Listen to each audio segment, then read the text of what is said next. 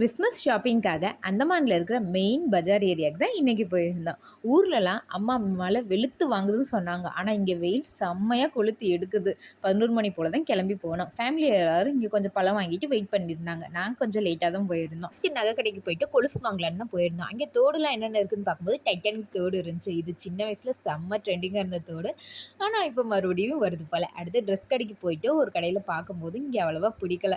Okay, மறுபடியும் வெளியில் வேறு கடை பார்க்கலான்னு சொல்லிட்டு நாங்கள் கிளம்பிட்டோம். அப்போ அங்கே சின்ன சின்ன குட்டி குட்டி டாய்ஸ்லாம் இருந்துச்சு. அங்கே ஒரு டாய்ஸ் வாங்கிட்டு மறுபடியும் லக்ஷ்மி கடைக்கு தானே கிளம்புவோன்னு சொல்லிட்டு நம்ம எல்லாம் ஆல்ரெடி எல்லாமே ரேட் அதிகம்னு சொல்லியிருக்கேன். அட்லீஸ்ட் ஒரு ஃபெஸ்டிவல் டைம்லையாவது ஏதாவது ஒரு ஆஃபர் கொடுத்தா நல்லாயிருக்கும். ஆனால் எதுவுமே கொடுக்க மாட்டேங்கிறாங்க.